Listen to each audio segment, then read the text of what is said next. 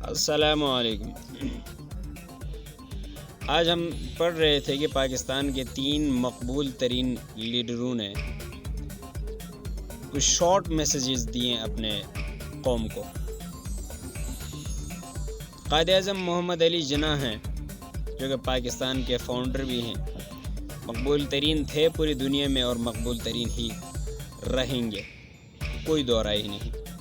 ان کی ہر ایک بات ہمارے اس قوم کے لیے سبق ہے۔ کہتے ہیں کہ دنیا میں کوئی ایسا طاقتور ملک نہیں یا طاقتور نہیں جو پاکستان کو مٹا سکے۔ اور جب پاکستان بنا تھا روز کی نئی ایسی دھمکیاں آتی تھی۔ وہ آپ کو پتہ ہے نا، جب انڈین نے کہا تھا کہ ہم صبح کا ناشتہ لاہور میں جا کے کریں گے، پھر ان کے ساتھ کیا حشر ہوا تھا، ایسے معاملات ہوتے تھے، تو تب انہوں نے یہ میسج دیا تھا۔ دوسرے نمبر پر ہیں ذوالفقار علی بھٹو۔ کہتے ہیں یہ جب ان کو پھانسی ہو رہی تھی، آف کورس ہم سارے جانتے ہیں کہ ان کو ایک غلط طریقے سے پھانسی دی گئی، جس آرٹیکل کے خلاف ورزی سے ان کو پھانسی نہیں ہوتی تھی۔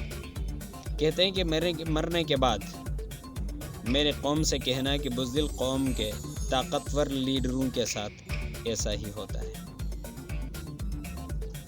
یہ ان کا ایک گلہ بھی تھا۔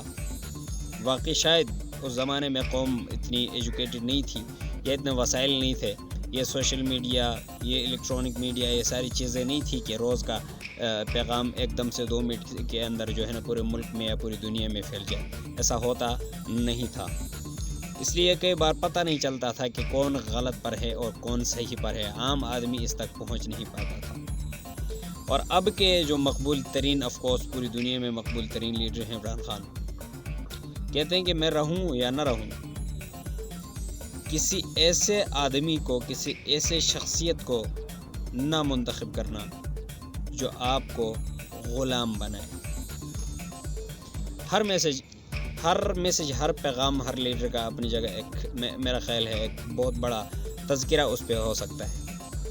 آخری عمران خان کا جو ہے اس پر بھی ایک تذکرہ ہو سکتا ہے۔ انہوں نے اپنی قوم کو بتا دیا ہے کہ آئندہ یہ والی غلطی کبھی نہ کرنا کہ کسی بھی لالچ کے اندر جا کر کے، کسی بھی جو ہے نا دوغلاپن کے بیانوں کے اندر جا کر کے آپ کسی کو منتخب کر بیٹھیں جو آپ اور آپ کی نسلوں کے لیے جو ہے نا آپ کے بربادی کا سبب بن جائے۔ لہٰذا اچھے سے سلیکشن کیجیے۔